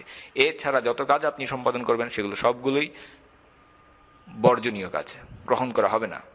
এবং যে কোনো কাজ কবুল করার জন্য আমাদেরকে এই দুইটি শর্ত পূরণ করতে হবে। অর্থাৎ এক নম্বর হচ্ছে ইখলাস, অর্থাৎ আন্তরিকতার সাথে, সততার সাথে একমাত্র আল্লাহ সুবহানাহু ওয়া তাআলার জন্য সেই কাজটিকে করতে হবে। এবং আমরা দেখি যে ন্যায় বিচারের, যদি আপনি কথা বলেন ন্যায় বিচারের দাবি, তো ন্যায় বিচারের দাবি হচ্ছে যে আপনি আল্লাহর কাছে সেই কাজের একটা প্রতিদান আশা করতে পারেন, যদি সেই কাজটি আপনি আল্লাহকে খুশি করার জন্য করে থাকেন। তো যদি আপনি আল্লাহর কাছ থেকে কোনো প্রতিদান আশা না করে অন্য কাউকে খুশি করার জন্য একটি কাজ করে থাকেন, তাহলে কিভাবে আপনি আল্লাহর কাছ থেকে সেই কাজের জন্য পুরস্কার আশা করবেন? এটা তো ন্যায় বিচারের দাবি হতে পারে না। এবং ঠিক এই ঘটনাটি ঘটবে বিচারের দিনে, কিয়ামতের দিনে। আল্লাহ সুবহানাহু ওয়া তাআলা মানুষকে বলবেন যে যারা কোনো অন্য ইলাহের ইবাদত করতে, তোমরা যাও তোমাদের ইলাহের কাছে এবং তাদেরকে প্রতিদান দিতে বলো। যারা মানুষের ইবাদত করতে যাও সেই সব মানুষের কাছে এবং তাদেরকে প্রতিদান দিতে বলো। যারা মালাইকা বা ফেরেশতাদের ইবাদত করতে যাও মালাইকাদের কাছে, ফেরেশতাদের কাছে যাও, তাদেরকে প্রতিদান দিতে বলো। আর যারা একমাত্র আমার ইবাদত করতে, আজকে আমি তাদের সবাইকে পুরস্কৃত করব, আজকে আমি তোমাদেরকে পুরস্কৃত করব। তো দ্বিতীয় বৈশিষ্ট্যটি হচ্ছে ইবাদত কবুলের, সেটা হচ্ছে আল ইত্তেবা, অর্থাৎ কাজটিকে করতে হবে কিন্তু সঠিক পদ্ধতিতে। আপনি নিজের ইচ্ছা অনুযায়ী আল্লাহ সুবহানাহু ওয়া তাআলা ইবাদত করার কোনো অধিকার রাখেন না। আপনি নিজে একটি নিয়ম আবিষ্কার করবেন, পদ্ধতি চালু করবেন, যে পদ্ধতি আল্লাহ সুবহানাহু ওয়া তাআলা রাসূলুল্লাহ সাল্লাল্লাহু আলাইহি ওয়াসাল্লামের মাধ্যমে দেখিয়ে দেননি, সেই পদ্ধতিতে ইবাদত করলে সেটা গ্রহণযোগ্য হবে না। কারণ আল্লাহ যেভাবে পছন্দ করেন সেই নিয়মেই করতে হবে, কেননা আল্লাহ আমাদের সবার থেকে বেশি জ্ঞান রাখেন। অতএব ইবাদতের পদ্ধতিটি আল্লাহর দেখানো পথেই আমাদেরকে ছেড়ে দিতে হবে। এবং আল্লাহ সুবহানাহু ওয়া তাআলা এখানে আরেকটি রূপকের বা উদাহরণের বর্ণনা করেছেন এবং তিনি বলেন যে وَقَدِمْنَا إِلَى مَا عَمِلُوا مِنْ عَمَلٍ فَجَعَلْنَاهُ هَبَاءً مَنْثُورًا। আমি তাদের কৃতকর্মের দিকে, তাদের আমলের দিকে মনোনিবেশ করব, মনোযোগ দেব, এরপর সেগুলোকে বিক্ষিপ্ত ধূলিকণা রূপে করে দেব, চূর্ণ বিচূর্ণ করে দেবেন। আল্লাহ সুবহানাহু ওয়া তাআলা বলছেন যে সেগুলোকে আমি বিক্ষিপ্ত ধূলিকণা রূপে করে দেব। এবং আল্লাহ বলছেন যে তিনি তাদের কর্মকে হাবায় পরিণত করে দিবেন। হাবা আল মানসুরা, হাবা কি জিনিস? তো আলী বিন আবু তালিব আমাদেরকে হাবা এর বর্ণনা দিয়েছেন। আপনি যদি অন্ধকার অথবা হালকা একটা অন্ধকার ঘরে থাকেন এবং জানালা দিয়ে স্বল্প একটা আলোর রেখা ভেসে আসছে ঘরের মধ্যে, তো সেই আলোর রেখার মধ্যে আপনি ক্ষুদ্র ক্ষুদ্র কিছু ধূলিবালি দেখতে পারবেন, আলোক কণা, বাতাসে ভেসে থাকা ধুলোবালি। তো হাবা হলো সেই সমস্ত ক্ষুদ্র ক্ষুদ্র ধূলিকণা, আলোক কণা, যারা এমনিতে বাতাসে বিদ্যমান থাকে, কিন্তু আপনি যদি কোনো একটা অন্ধকার ঘরে আলোর রেখা দেখতে পান, সেই অবস্থায় সেটা আপনার চোখে পড়বে। আল্লাহ সুবহানাহু ওয়া তাআলা বলছেন যে তাদের এই সমস্ত কাজগুলো, নিষ্ফল কাজগুলোকে আল্লাহ সুবহানাহু ওয়া তাআলা সেগুলোর দিকে মনোযোগ দিবেন, মনোনিবেশ করবেন এবং এরপরে সেগুলোকে বিক্ষিপ্ত ধূলিকণা রূপে করে দিবেন, অর্থাৎ সেগুলো কোনো কাজে আসবে না। এবং আল্লাহ সুবহানাহু ওয়া তাআলা বলেন যে قل هل ننبئكم بالأخسرين أعمالا বলুন, আমি কি তোমাদেরকে সেই সব লোকের সংবাদ দেব যারা কর্মের দিক থেকে খুবই ক্ষতিগ্রস্ত? তা এই ক্ষতিগ্রস্ত বলতে আসলে কি বোঝানো হচ্ছে? আমরা প্রত্যেকটি কাজ করার সময় দুনিয়াতে আমরা লাভ ক্ষতি হিসাব করি, লাভ ক্ষতি দেখে আমরা অনেক কাজ করি। দুনিয়াবি দৃষ্টিকোণ থেকে লাভ ক্ষতির ধারণা একরকম, কিন্তু ইসলামে এই লাভ এবং ক্ষতির প্রত্যেকটি বিষয় আখিরাতের সাথে সম্পর্কযুক্ত। ইসলামে এই লাভ ক্ষতির ধারণায় একটি সুস্পষ্ট ধারণা রয়েছে। আমাদের চিন্তাধারা এবং আমাদের সেই বুঝকে বাস্তবে যদি আমরা সত্যি আখিরাতকে বিশ্বাস করে থাকি, তাহলে সেই লাভ ক্ষতির ধারণার সাথে আখিরাতকে আমাদের সম্পর্কযুক্ত করতে হবে এবং ইসলামিক ধারণার সাথে আমাদের সেই লাভ ক্ষতিকে মিলিয়ে দেখা উচিত। শুধুমাত্র আর্থিক লাভ বা আর্থিক ক্ষতি কোনো লাভ বা ক্ষতি হতে পারে না। কেননা আমরা মাঝে মাঝে মনে করি যে সুখ হচ্ছে যে একটা আর্থিক ক্ষতির সাথে সম্পর্কযুক্ত বিষয়, আর্থিক লাভের সাথে সম্পর্কযুক্ত বিষয়। উদাহরণস্বরূপ আপনি যদি ব্যবসার ক্ষতির কথা চিন্তা করতে পারেন, কিন্তু আসলে ইসলামে এই সমস্ত ক্ষতিগুলো একটাও লাভ বা ক্ষতির সংজ্ঞা নয়, যদি না সেখানে আখিরাতের কোনো লাভ ক্ষতি না থাকে। আল্লাহ সুবহানাহু ওয়া তাআলা প্রশ্ন করেছেন আয়াতে যে বলুন, আমি কি তোমাদেরকে সেই সমস্ত লোকের সংবাদ দেব যারা কর্মের দিক থেকে খুবই ক্ষতিগ্রস্ত? এরপর আল্লাহ সুবহানাহু ওয়া তাআলা নিজেই সেই প্রশ্নের উত্তর দিচ্ছেন। আল্লাহ সুবহানাহু ওয়া তাআলা বলেন যে তারাই হচ্ছে সেই সমস্ত লোক যাদের প্রচেষ্টা পার্থিব জীবনে বিভ্রান্ত, অথচ তারা মনে করে যে তারা সৎকর্ম করেছে। তারাই সেই সমস্ত লোক যারা তাদের পালনকর্তার নির্দেশনাবলী এবং তার সাথে সাক্ষাতের বিষয়টিকে অস্বীকার করে, ফলে তাদের কর্ম নিষ্ফল হয়ে যায়, বরবাদ হয়ে যায়। সুতরাং কিয়ামতের দিন তাদের জন্য আমি কোনো গুরুত্ব স্থির করব না, কোনো গুরুত্ব স্থির করব না। জাহান্নাম এটাই হচ্ছে তাদের প্রতিফল, কারণ তারা কাফের হয়েছে এবং আমার নির্দেশনাবলী এবং আমার রাসূলগণকে তামাশা এবং ঠাট্টা বিদ্রুপের বিষয়রূপে তারা গ্রহণ করেছে। তারা কাফের হয়েছে এবং আমার নির্দেশনাবলী, আমার আয়াতসমূহ এবং আমার রাসূলদেরকে ঠাট্টা তামাশা মজার বিষয় হিসেবে, বিদ্রুপের বিষয় হিসেবে গ্রহণ করেছে। এবং সেই কিয়ামতের দিনের তৃতীয় আরেকটি অবস্থা সম্পর্কে এখন আমরা আলোচনা করতে যাচ্ছি, আল তাখাসা, তর্ক বিতর্ক এবং মত পার্থক্য, ঝগড়া। শাইখ একে 4টি ভাগে বিভক্ত করেছেন। এই বিতর্ক 4টি ভাগে তিনি বিভক্ত করেছেন। 1 নম্বর ভাগ হচ্ছে যে বিভিন্ন উপাস্য এবং তাদের উপাসকদের মধ্যে একটি বিতর্ক, আল ইবাদ ওয়াল মাবুদিন। এবং দ্বিতীয়ত হচ্ছে বিভিন্ন অনুসারী এবং যাকে অনুসরণ করা হয়েছে তাদের মধ্যে একটি বিতর্ক, নেতা এবং তাদের অনুসারীদের মধ্যে একটি বিতর্ক। তৃতীয়ত হচ্ছে যে প্রত্যেক ব্যক্তি, তার সাথে যে একজন শয়তান থাকে, ইনসান ওয়া কারিন, তার মধ্যে একটি বিতর্ক। এবং চতুর্থ হচ্ছে প্রত্যেক ব্যক্তির সাথে তার নিজের দেহের অঙ্গ প্রত্যঙ্গের একটি বিতর্ক অনুষ্ঠিত হবে। এবারে আসুন সেই বিষয়গুলো নিয়ে। প্রথম ক্যাটাগরি, যে আমরা ওই সমস্ত তর্ক বিতর্ক নিয়ে কথা বলবো যা বিভিন্ন মূর্তি এবং তাদের যারা পূজা করেছে, উপাসক, এবং বিভিন্ন মালাইকা এবং তাদেরকে যারা উপাসনা করেছে তাদের উপাসক, এবং মানুষের মধ্যে থেকে ঈসা আলাইহিস সালাম এবং তাকে যারা আল্লাহর মতো করে গুণাবলী আরোপ করে তার পূজা করেছে, তাকে উপাসনা করেছে, তাদের মধ্যে যে বিতর্কগুলো ঘটবে, সেই প্রথম ক্যাটাগরি নিয়ে এখন আমরা আলোচনা করব। আল্লাহ সুবহানাহু ওয়া তাআলা মূর্তি উপাসনা, আল আসনাম সম্পর্কে বলেন যে যেদিন আমি তাদের সবাইকে আমার সামনে একত্রিত করব, এরপর যারা আমার সাথে শরিক করেছে তাদেরকে আমি বলবো যে তোমরা এবং যাদের তোমরা শরিক করেছো, তোমরা প্রত্যেকে নিজ নিজ স্থানে অবস্থান গ্রহণ করো। এরপর আমি তাদের এক দলকে আরেক দল থেকে আলাদা করে দেব এবং যাদের তারা শরিক করেছিল তারা বলবে যে না, যাদের তারা শরিক করেছিল তারা বলবে যে না, তোমরা তো কখনো আমাদের উপাসনা করতে না। তো এই আয়াতটিতে যার ইবাদত করা হয় অথবা শরিক, এর 2টি ব্যাখ্যা রয়েছে। কারোর মতে এগুলো হচ্ছে যে মূর্তিসমূহ আল আসনাম, এবং অন্য ব্যাখ্যা রয়েছে এগুলো হচ্ছে জিন বা শায়াতিন, এবং তারা সরাসরি এই ইবাদতকে প্রত্যাখ্যান করবে। তো পরবর্তী আয়াতে বলা হচ্ছে فكفى بالله شهيدا بيننا وبينكم إن كنا عن عبادتكم لغافلين আল্লাহ সুবহানাহু ওয়া তাআলা বলেন যে আল্লাহ তাআলাই আমাদের এবং তোমাদের মধ্যে সাক্ষ্য প্রদানকারী হিসেবে যথেষ্ট। আমরা তোমাদের উপাসনার ব্যাপারে আসলেই গাফেল ছিলাম। তারা বলবে যে তোমরা যে আমাদের ইবাদত করতে, আমাদেরকে পূজা করতে, সেই মূর্তিগুলো, আসনামগুলো এবং এই জিনগুলো বলবে যে আমরা সেটা জানতামই না যে তোমরা আমাদেরকে ইবাদত করতে।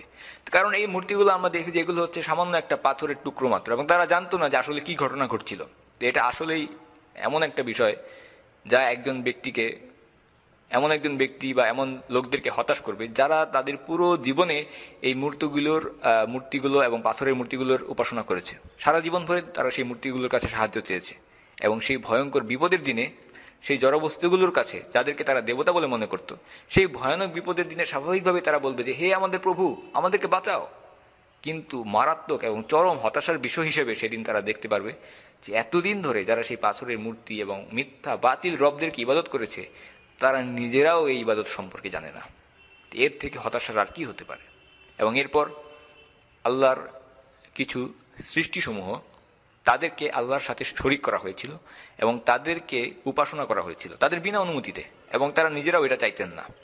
তারা নিজেরাও চাইতেন না যে আল্লাহকে বাদ দিয়ে তাদেরকে উপাসনা করা হোক। যেমন মালাইকারা, ফেরেশতারা কখনোই চান নাই যে আল্লাহকে বাদ দিয়ে মানুষ তাদেরকে উপাসনা করুক, কিন্তু আরব এবং অন্যান্য স্থানের বেশ কিছু স্থানের মুশরিকরা তাদের ইবাদত করত। যেদিন তিনি এদের সকলকে হাসরের ময়দানে একত্রিত করবেন, অতঃপর মালাইকাদের উদ্দেশ্য করে তিনি বলবেন যে এই মানুষেরা কি দুনিয়াতে শুধু তোমাদেরই ইবাদত করত? যেদিন তিনি তাদের সবাইকে একত্রিত করবেন এবং ফেরেশতাদেরকে বলবেন এরা কি তোমাদেরই পূজা করত? আল্লাহ সুবহানাহু ওয়া তাআলা কিয়ামতের দিনে মালাইকাদেরকে উপস্থিত করবেন এবং মালাইকাদেরকে জিজ্ঞাসা করবেন যে এই মানুষেরা কি তোমাদেরই ইবাদত করত? এখন আল্লাহ সুবহানাহু ওয়া তাআলা কি এই বিষয়ে জ্ঞান রাখেন না? তিনি কেন প্রশ্ন করছেন? তিনি কি এর উত্তর জানেন না যে মানুষেরা কি মালাইকাদেরই পূজা করতো কিনা বা অন্য কারো পূজা করতো কিনা? এর উত্তর হচ্ছে অবশ্যই আল্লাহ সুবহানাহু ওয়া তাআলা এর উত্তর জানেন। তাহলে এখানে জিজ্ঞাসা করার উদ্দেশ্য কি? আল্লাহ সুবহানাহু ওয়া তাআলা মালাইকাদের ওই মানুষদের সামনে জিজ্ঞাসা করছেন যারা মালাইকাদেরকে, ফেরেশতাদেরকে উপাসনা করত, যাতে সেই সমস্ত মানুষেরা নিজের কানে মালাইকাদের মুখ থেকে জবাব শুনতে পারে, এবং এটাই হচ্ছে মূলত সাক্ষ্য প্রদান করা। তারা বলবে ফেরেশতা আপনি সুমহান, তাদের পরিবর্তে আপনিই হচ্ছেন আমাদের ওয়ালি। কখনোই নয়, তারা জিনদের উপাসনা করত এবং এদের অধিকাংশই তাদের বিশ্বাসী ছিল। ফেরেশতারা বলবে যে আপনি পবিত্র, আমরা আপনার পক্ষে, তাদের পক্ষে নই। বরং তারা মূলত জিনদের পূজা করত এবং তাদের অধিকাংশই বিভিন্ন শয়তানে বিশ্বাস করত। মালাইকারা বলবেন সুবহানাক, যার অর্থ হচ্ছে যে তানজি আল হক। যখন আমরা বলি সুবহান আল্লাহ, এই শব্দটি বলতে বোঝায় যে আপনি আল্লাহর ক্ষেত্রে যে কোনো ধরনের, যেটা আল্লাহর সাথে মানানসই নয়, সেই ধরনের দুর্বলতা এবং খারাপ গুণাবলী এগুলো প্রত্যাখ্যান করছেন, এবং আপনি আল্লাহর প্রত্যেক সুগুণাবলীকে শুধুমাত্র আল্লাহর জন্য সুনির্দিষ্ট করলেন। তখন আমরা বলি সুবহান আল্লাহ। এবং আমরা দেখি যে বিভিন্ন সময়ে মানুষ দাবি করে, অনেক ধরনের গুজব রটে, যেখানে লোকজন দাবি করে যে তারা মালাইকাদেরকে দেখেছে, ফেরেশতাদেরকে দেখেছে, তাদের সাথে কথা বলেছে, অথবা স্বপ্নের মধ্যে তাদের একজনকে দেখেছে। তো বাস্তবে এর সবগুলি হচ্ছে সাধারণত জিনের সাথে তারা সাক্ষাৎ লাভ করে। এবং যুগে যুগে এই ধরনের মানুষেরা তারা আল্লাহর পরিবর্তে অনেক কিছুকে উপাসনা করেছে। কিন্তু মানুষদের মধ্যে যার আরাধনা বা যাকে আল্লাহ বাদে সবচেয়ে বেশি পূজা করা হয়েছে তিনি হচ্ছেন ঈসা আলাইহিসসালাম। এবং ঈসা আলাইহিসসালামকে অতি ভক্তি করে খ্রিস্টানরা উপাসনা করতে গিয়ে পৃথিবীতে অস্তিত্বশীল শিরকের মধ্যে সব থেকে ভয়ঙ্কর সব শিরকগুলো আরোপ করেছে এবং আল্লাহর নামে সবচেয়ে খারাপ গুণাবলীগুলো আরোপ করেছে। এবং এই জন্যই আল্লাহ সুবহানাহু ওয়া তাআলা এই আয়াতগুলোতে ঈসা আলাইহিসসালামের উপাসনার প্রতি আলোকপাত করেছেন। তো যদিও আরো অনেকেই পূজিত হয়েছিল, উপাসিত হয়েছিল, কিন্তু আল্লাহ সুবহানাহু ওয়া তাআলা নির্দিষ্টভাবে তাদের কারো নাম উল্লেখ করেননি। কিন্তু আল্লাহ সুবহানাহু ওয়া তাআলা নির্দিষ্টভাবে এই আয়াতগুলোতে ঈসা ইবনে মারিয়ামের কথা উল্লেখ করেছেন, এবং ঈসা তার নামে আরো বেশ কিছু ইলাহকে একত্রিত করা হয়, শরীক করা হয়। যেমন ঈসা আলাইহিসসালামের মাকেও শরীক করা হয়, বলা হয় যে তিনি মিলে এক আল্লাহ, নাউজুবিল্লাহ। যদি ঈসা আলাইহিসসালামের এই সম্পর্কে, যদিও ঈসা আলাইহিসসালামের সাথে এই সমস্ত বিষয়ের বিন্দুমাত্র সম্পর্ক নেই, এবং তিনি কখনো চান নাই যে মানুষ তাকে ইবাদত করুক আল্লাহকে বাদ দিয়ে।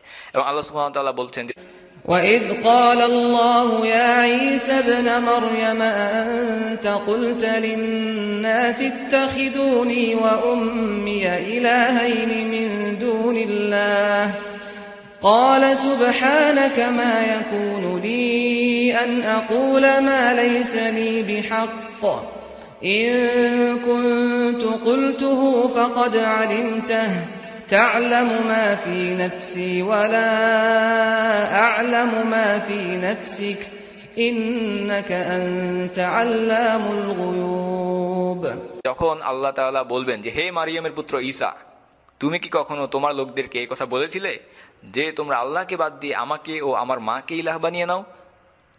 এই কথার উত্তরে তিনি বলবেন, ইয়া আল্লাহ, সমগ্র পবিত্রতা আপনার জন্য। এমন কোনো কথা আমার পক্ষে শোভা পেত না যে কথা বলার কোনো অধিকারই আমার নেই। যদি আমি তাদের এমন কোনো কথা বলতামই তাহলে আপনি তো অবশ্যই জানতেন। নিশ্চয়ই আপনি জানেন আমার মনে যা কিছু রয়েছে, কিন্তু আমিও তো জানি না যে আমার মনে কি আছে।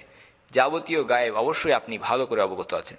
তো এখানে আল্লাহ সুবহানাহু ওয়া তাআলা বলছেন যে যখন আমাদের নবী মুহাম্মদ সাল্লাল্লাহু আলাইহি ওয়াসাল্লাম এবং সমস্ত প্রত্যেক ব্যক্তি যে এই আয়াতগুলো পড়ছে তাদেরকে আল্লাহ সুবহানাহু ওয়া তাআলা এখানে বলছেন যে স্মরণ করো। অর্থাৎ আয়াতে আল্লাহ সুবহানাহু ওয়া তাআলা প্রত্যেক তিলাওয়াতকারীকে এভাবে বলছেন সরাসরি কথা বলার মতো যে এবং স্মরণ করো। তো এখন কিভাবে আল্লাহ সুবহানাহু ওয়া তাআলা মানে এই ঘটনাটি যেটা ভবিষ্যতে ঘটবে কিয়ামতের দিনে সেই ঘটনাটিকে বলছেন স্মরণ করো। তো যখন আল্লাহ সুবহানাহু ওয়া তাআলা ঈসা আলাইহিস সালামকে শেষ বিচারের দিনে জিজ্ঞাসা করবেন, তো মুফাসসিরিনগণ এবং তাদের মধ্যে একজন বলেন যে মানুষের জ্ঞান অনুসারে সময়কে আমরা 3 ভাগে বিভক্ত অবস্থায় পাই, অতীত, বর্তমান এবং ভবিষ্যৎ। তো মানুষ হিসেবে ভবিষ্যতের কোনো কিছুর উপর আমাদের কোনো নিয়ন্ত্রণ নেই, সুতরাং আমরা ভবিষ্যৎ সম্পর্কে জানি না। যেমন ধরুন যে যদি আপনি এই মুহূর্তে উঠে দাঁড়ানোর ইচ্ছা করেন, নিয়ত করেন এবং এই কক্ষ থেকে বাইরে বের হয়ে কোথাও যাওয়ার নিয়ত করেন, তো আপনি শুধু ইচ্ছাই করতে পারেন, কিন্তু এর পরিণতি আসলে আপনি ঘটাতে পারবেন কিনা, সত্যি বের হয়ে যেতে পারবেন কিনা তার উপর আপনার কোনো নিয়ন্ত্রণ নেই। তো কাজে আমরা এই সমস্ত ভবিষ্যতের বিষয়গুলোতে শুধুমাত্র পরিকল্পনা করতে পারি, কিন্তু তাকে নিয়ন্ত্রণ করতে পারি না। কিন্তু আল্লাহ সুবহানাহু ওয়া তাআলার ক্ষেত্রে অতীত, বর্তমান এবং ভবিষ্যৎ সবই সমান। তিনি সবকিছুই জানেন। তিনি আমাদেরকে এবং আমাদের কাজকর্মকে সৃষ্টি করেছেন। আল্লাহ সুবহানাহু ওয়া তাআলা ভবিষ্যৎ সম্পর্কে জানেন এবং তিনি এই সম্পর্কে এমনভাবে কথা বলার অধিকার রাখেন যেন সেটা অতীতের একটি ঘটনা, যেন ইতিমধ্যেই সেটা ঘটে গেছে। তো একই কারণে এখানে মারিয়াম আলাইহিস সালামের কথা উল্লেখ করা হয়েছে, যদিও সরাসরি তার উপাসনা করা হতো না, তাকে ঈশ্বর মাতা বলে অনেকে ডাকে, পরোক্ষভাবে তাকে পূজা করে। তো যা ছিল তাকে দেওয়া একটা এমন বৈশিষ্ট্য যেটা তার সাথে মানানসই নয় এবং শিরকের দরজাকে উন্মুক্ত করে। আল্লাহ সুবহানাহু ওয়া তাআলা বলেন যে যেন তারা তার ইবাদত করছিল। আল্লাহ তাআলা যখন ঈসা আলাইহিস সালামকে জিজ্ঞাসা করছিলেন যে তিনি মানুষকে তার ইবাদত করতে বলেছিলেন কিনা, এর জবাবে ঈসা আলাইহিস সালামের বলা প্রথম কথাগুলো কি ছিল? সুবহানাল্লাহ, সুবহানাকা। আবারও যদি আল্লাহ সুবহানাহু ওয়া তাআলা উত্তর জেনেই থাকেন তাহলে তিনি কেন ঈসা আলাইহিস সালামকে জিজ্ঞাসা করেছিলেন? তিনি ঈসা আলাইহিস সালামকে জিজ্ঞাসা করেছিলেন যেন তিনি মানুষের সামনে তাদের সামনে তাদের এই ইবাদতকে অস্বীকার করতে পারেন এবং মানুষের সামনে যেন সাক্ষী হিসেবে উপস্থাপন হতে পারেন। এবং তিনি তাআলা আমাকে যা কিছু বলতে হুকুম করেছেন আমি তো তাদেরকে তাছাড়া অন্য কিছুই বলিনি। আর সেই কথা ছিল তোমরা শুধু আল্লাহ সুবহানাহু ওয়া তাআলা ইবাদত করো, যিনি আমার মালিক তোমাদেরও মালিক। আমি যতদিন তাদের মধ্যে ছিলাম ততদিন তো আমি নিজেই তাদের কার্যকলাপের সাক্ষী ছিলাম, কিন্তু যখন তুমি অর্থাৎ আল্লাহ সুবহানাহু ওয়া তাআলা আমাকে তুলে নিলেন তখন তুমিই ছিলে তাদের উপর একক দ্রষ্টা, যাবতীয় ক্রিয়াকর্মের তুমি ছিলে একক খবরদার। আজ তাদের অপরাধের জন্য যদি তুমি তাদেরকে শাস্তি দাও দিতে পারো, কারণ তারা তো তোমারই বান্দা। আর তুমি যদি তাদেরকে ক্ষমা করে দাও তাও তোমার মর্জি, অবশ্যই তুমি হচ্ছে বিপুল ক্ষমতাশালী প্রজ্ঞাময়। তো ঈসা আলাইহিস সালাম এই ঘোষণা সবার সম্মুখে করছেন এবং তিনি বলছেন যে এই দিন বিচারের মালিক হচ্ছেন একমাত্র আল্লাহ। আমি তো আশ্রয়ী ব্যক্তিরা তাদের সততার জন্য প্রচুর কল্যাণ লাভ করবে, আর সেই কল্যাণ হচ্ছে তাদের জন্য এমন সুরম্য জান্নাত যার তলদেশ দিয়ে অমীয় ঝর্ণাধারা প্রবাহিত হতে থাকবে, যেখানে তারা চিরদিন থাকবে। আল্লাহ সুবহানাহু ওয়া তাআলা তাদের উপর সন্তুষ্ট থাকবেন এবং তারাও আল্লাহর উপর সন্তুষ্ট থাকবে। বস্তুত এটাই হচ্ছে এক মহা সাফল্য। এবং দ্বিতীয় বিতর্ক হাসরের ময়দানে বিভিন্ন নেতা অনুসারী এবং যারা তাদেরকে অনুসরণ করেছে। আল্লাহ সুবহানাহু ওয়া তাআলা বলেন وبرزوا لله جميعا فقال الضعفاء للذين استكبروا إنا كنا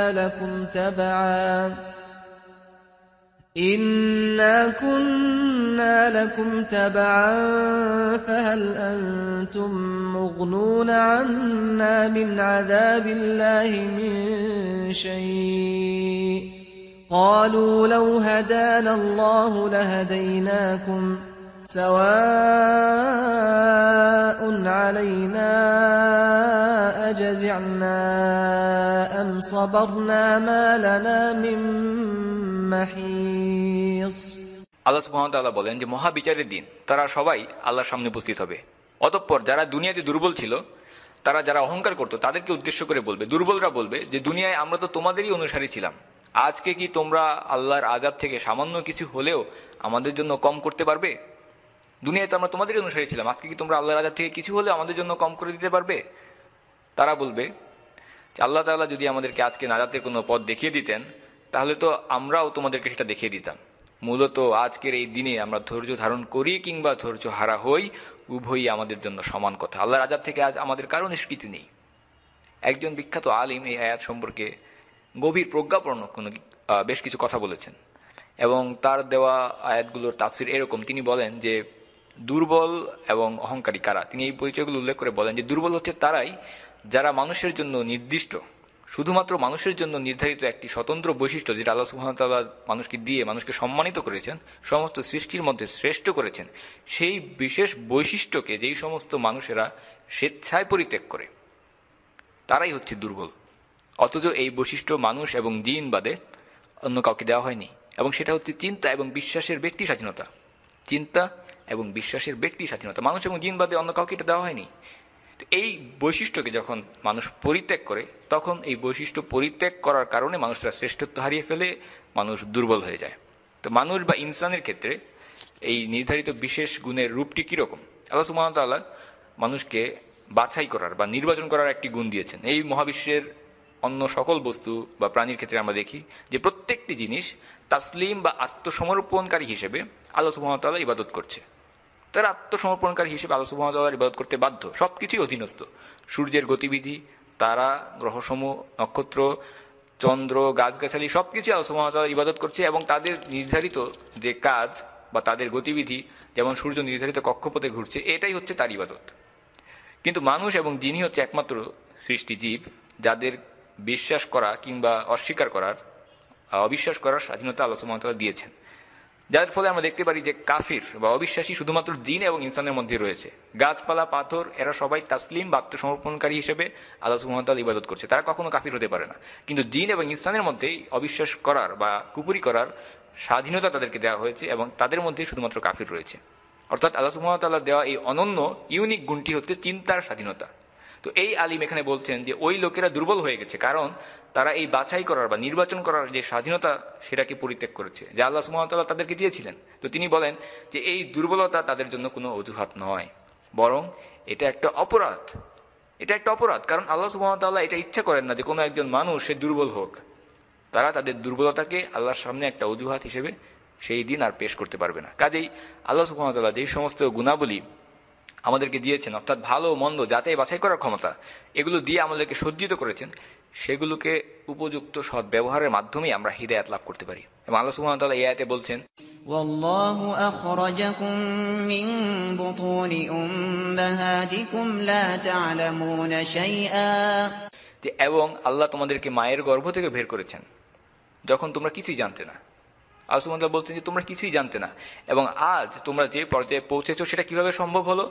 চলমান আয়াতেই বলা হয়েছে, লা তা'লামুনা শাইআন ওয়া জা'আলা লাকুমুস সাম'a ওয়াল আবসারা ওয়াল আফইদাতা লা'আল্লাকুম তাশকুরুন, এবং তিনি তোমাদেরকে শোনার, দেখার ক্ষমতা এবং হৃদয় দিয়েছেন যেন তোমরা কৃতজ্ঞ হও আল্লাহর প্রতি। আমাদের চোখ এবং কান তথ্য জোগাড় করে এবং আমাদের অন্তরে সেগুলোর সম্মেলন ঘটায়। কিভাবে আমরা শিখি? আমাদের শিক্ষণ প্রক্রিয়াটা কী রকম? আমরা প্রথমে কোনো কিছু হয়তো চোখে দেখি কিংবা কানে শুনি এবং সেগুলো নিয়ে এরপর চিন্তা করি। এরপর একটা শিশু কিন্তু এভাবে শিখে থাকে। তা আমরা অন্যান্য ইন্দ্রিয়ের সাহায্যেও শিখি, কিন্তু গবেষণায় দেখা যাচ্ছে যে অধিকাংশ জ্ঞান একজন মানুষ শিক্ষা লাভ করে নিজেদের চোখ এবং কানের মাধ্যমে, দেখা এবং শোনার মাধ্যমে। এরপর মন সেগুলোকে চিন্তা করে, একত্রিত করে, সম্মিলিত করে। এরপর আল্লাহ সুবহানাহু ওয়া তাআলা বলেন যে কেন তিনি আমাদেরকে এই জিনিসগুলো দিয়েছেন, যাতে আমরা কৃতজ্ঞ হই। আল্লাহ সুবহানাহু ওয়া তাআলা আমাদের এই জ্ঞান অর্জনের বাহনগুলো দিয়েছেন যেন আমরা তার প্রতি কৃতজ্ঞ হই, যেন তার ইবাদত করি। অথচ দুর্ভাগ্যের বিষয় যে মানুষ এই মাধ্যমগুলোকে ব্যবহার করছে দুনিয়ার সব কিছুর জন্য এবং আখিরাতের কোনো কিছুর জন্যই এইগুলোকে ব্যবহার করছে না। যেমন দেখুন যে আজকে বর্তমানে মানব সভ্যতার 100 বছর আগে কিংবা 1000 বছর আগে কি অবস্থা ছিল। প্রযুক্তির অনেক অগ্রগতি হয়েছে এই চিন্তা শক্তি ব্যবহারের মাধ্যমে। কিন্তু যখন আখিরাতের কথা আসে, আখিরাত নিয়ে আমাদের চিন্তা শক্তির কথা ব্যবহার করার কথা আসে, আখিরাত নিয়ে ভাবনার কথা আসে, তখন আমরা সেই বিষয়ে আমাদের মনকে, আমাদের অন্তরকে সম্পূর্ণরূপে নিষ্ক্রিয়, অলস করে দিই, অচল করে দিই। ফলে আমরা আখিরাত সম্পর্কে অজ্ঞ, আখিরাত সম্পর্কে দুর্বল। দুনিয়া সম্পর্কে চিন্তা ভাবনা করে গত 100 বছর কিংবা 1000 বছর আগের থেকে আমরা অনেক উন্নত করেছি, মানব সভ্যতা বাহ্যিকভাবে বস্তুগতভাবে অনেক এগিয়ে গেছে। কিন্তু আখিরাত সম্পর্কে চিন্তা না করার কারণে আখিরাতে আমরা কিছুই নির্মাণ করতে পারিনি, আখিরাত আমাদের ক্ষতিগ্রস্ত। ফলে এই দুর্বলতা, অর্থাৎ স্বাধীন বিচার শক্তি, চিন্তা শক্তি যা আল্লাহ সুবহানাহু ওয়া তাআলা আমাদেরকে দিয়েছিলেন যাতে আমরা আল্লাহ সুবহানাহু ওয়া তাআলা সম্পর্কে জানি এবং কৃতজ্ঞ হই, সেই শক্তিটি পরিত্যাগ করার কারণে আমরা দুর্বল। ফলে এই দুর্বলতা বিচার দিবসের জন্য কোনো অজুহাত হিসেবে আসবে না, এবং এটা একটা অন্যায় কাজ হিসেবে পরিগণিত হবে। একজন আলিম বলেন যে আল্লাহ সুবহানাহু ওয়া তাআলা চান না যে কেউ তার এই স্বাধীনতা বা নিজস্ব বস্তুগত শক্তি বা সামর্থ্যকে পরিত্যাগ করুক। অর্থাৎ বাহ্যিকভাবে এই বস্তুগত শক্তি বা সামর্থ্য সেগুলো যতই শক্তিশালী হোক না কেন, সেটা একজন স্বাধীনতাকামী মানুষকে বন্দী করতে পারে না। যেমন এই পৃথিবীর ক্ষমতা সেটা শুধুমাত্র আপনার দেহকে শারীরিকভাবে আঘাত করতে পারে, কষ্ট দিতে পারে, কিন্তু আপনার মন সেটা তো মুক্ত, স্বাধীন, তাকে কেউ কিছুতেই দাসে পরিণত করতে পারে না। আপনার চারপাশের পৃথিবী আপনাকে বন্দী করতে পারে, অত্যাচার, নির্যাতন, নিপীড়ন করতে পারে, কিন্তু আপনার যদি কোনো স্বাধীন একটা চিন্তা শক্তি থাকে, স্বাধীন একটি মুক্ত মন থাকে, সেটাকে কোনো কারাগারই বন্দী করে রাখা সম্ভব নয় যদি আপনি নিজেই সেই স্বাধীনতাকে পরিত্যাগ না করেন। এবং কে সেই দুর্বল লোকদেরকে উদ্ধত এবং অহংকারী লোকদের অনুসরণ করতে বাধ্য করতে পারে? যখন তাদের সবাই হচ্ছে আল্লাহ সুবহানাহু ওয়া তাআলার সৃষ্টি, আল্লাহ সুবহানাহু ওয়া তাআলা সবাইকে টিকিয়ে রেখেছেন, সাহায্য করেছেন, কিন্তু সেই সমস্ত ব্যক্তি যারা এই স্বাধীন চিন্তা শক্তিকে পরিত্যাগ করেছে, তাদের অন্তর বা তাদের আত্মা হয়ে যায় দুর্বল, এবং তাদের সেই দুর্বল আত্মা ব্যতীত দুর্বল ঈমান বিশিষ্ট ব্যক্তি ছাড়া আর কেউই এই সমস্ত নেতা বা অনুসারীদেরকে অনুসরণ করে না। এবং কেউ একজন ব্যক্তিকে মিথ্যার অনুসারী বানাতে পারে না যদি না তারা দুর্বল আত্মার অধিকারী হয়। শুধুমাত্র দুর্বল আত্মার ব্যক্তিদেরকে তারা তাদের মিথ্যা আদর্শের দিকে আহ্বান করে তারা অনুসারী বানিয়ে নেয়। এবং এরপর তিনি বলেন যে তারা এই কারণে দুর্বল নয় যে শক্তিশালীদের তুলনায় তাদের ক্ষমতা কম, বরং তারা দুর্বল কেন? কারণ তারা নিজেরাই দুর্বল হতে চায়। তারা দুর্বল কারণ তাদের দুর্বলতা হচ্ছে তাদের মন এবং আত্মায়। এবং এই দুর্বল লোকদের সংখ্যা যদি আমরা দেখি, সংখ্যা কত? অজস্র। এবং অত্যাচারী লোকদের সংখ্যা কত? অহংকারী লোকদের সংখ্যা কত? খুবই অল্প। কে এই অত্যাচারী লোকদেরকে দুর্বল লোকদের উপরে ক্ষমতা প্রদান করেছে? এটা আমরাই প্রদান করেছি। অত্যাচারীরা এই বিপুল জনগণকে দাস বানাতে পারে না যতক্ষণ না জনগণ নিজেরাই সেই দাসত্বকে গ্রহণ করে নেয়। এবং এটা হচ্ছে দুর্বল ইচ্ছাশক্তি যা তাদেরকে তাদের দল থেকে বিচ্ছিন্ন করেছে। ঠিক যেভাবে একটা দলছুট ভেড়া তার পাল থেকে বিচ্ছিন্ন হয়ে যাওয়ার কারণে দুর্বল হয়ে পড়ে, যে কোনো মুহূর্তে নেকড়ে এসে তাকে আক্রমণ করতে পারে। এবং আল্লাহ সুবহানাহু ওয়া তাআলা বলতে, এবং কাফিররা বলে মুমিনদেরকে আমাদের রাস্তা অনুসরণ করো, আমাদের রাস্তা, আমাদের পথ অনুসরণ করো, আমরা তোমাদের পাপসমূহকে বহন করব। কখনোই নয়, বরং তারা তাদের পাপের বোঝা ছাড়া আর কিছুই বহন করবে না। নিশ্চয়ই তারা মিথ্যাবাদী। অবিশ্বাসীরা মুহাম্মদ সাল্লাল্লাহু আলাইহি সাল্লামের অনুসারীদেরকে এইরকম কথাই বলতো, এবং বর্তমান বিশ্বেও এই একই ঘটনা ঘটছে। বিভিন্ন নেতারা বলে যে আমাদেরকে অনুসরণ করো, আমরা তোমাদেরকে রক্ষা করব, শান্তি দেব, নিরাপত্তা দেব, আমরা তোমাদেরকে রক্ষা করবো, আমাদের অনুসরণ করো, আমাদের পথকে বেছে নাও। অনেক ধর্মীয় এবং রাজনৈতিক নেতা তারা আছে যে তারা সবসময় সত্য এবং রক্ষা, প্রোটেকশন এর প্রতিশ্রুতি দেয়। কিন্তু বিচার দিবসে কি ঘটবে? তারা কোনো একজন ব্যক্তির পাপের বোঝাকে বহন করতে চাইবে না। তারা কারো পাপের বোঝা বহন, অবশ্যই তারা তাদের পাপের বোঝা বহন করবে, এবং অন্যদেরও, এবং তাদের বিচার দিবসে তাদেরকে প্রশ্ন করা হবে সেই সম্পর্কে যা সম্পর্কে তারা মিথ্যা বলতো। বুখারী শরীফের একটি হাদিসে রাসূলুল্লাহ সাল্লাল্লাহু আলাইহি ওয়াসাল্লাম বলেছেন যে যে ব্যক্তি লোকদেরকে একটি ভালো কাজের দিকে আহ্বান করে, সে কিয়ামত পর্যন্ত সেই ভালো কাজের পুরস্কারের অংশীদার হবে। ঠিক একই রকমভাবে সেই সমস্ত লোক যারা সেই কাজটি করেছে। এবং যে ব্যক্তি লোকদেরকে খারাপ কাজের দিকে ডাকে, সেও তাদের খারাপ কাজের অংশীদার হবে, সেই লোকটির মতো যে খারাপ কাজটি করে। আপনি যদি কোনো লোককে সত্যের দিকে, হেদায়েতের দিকে পথ নির্দেশ করেন, আপনি সেই লোকের সমান পুরস্কার পাবেন যে সেটাকে অনুসরণ করেছে, এবং তার পুরস্কার থেকে কোনো কিছু কিন্তু কমানো হবে না, হ্রাস করা হবে না। একইভাবে যদি সেই লোক আরও 5 জনের কাছে এই সত্যকে পৌঁছায়, তাহলে আপনিও তাদের সকলের সমান পুরস্কারের অধিকারী হবেন, এবং এটা চলতেই থাকবে। আপনি এভাবে একটা লাভের অংশীদারি হবেন অন্যদেরকে তাদের অংশ বঞ্চিত করা ছাড়াই। এবং এটা আল্লাহ সুবহানাহু ওয়া তাআলার একটা মহানুভবতা এবং উদারতা। এবং অন্যদিকে আপনি যদি মানুষকে মিথ্যার দিকে ডাকেন, বাতিল মতবাদ, বাতিল আদর্শের দিকে ডাকেন, ভুল পথে নিয়ে আসেন, তাহলে আপনিও শাস্তির অধিকারী হবেন।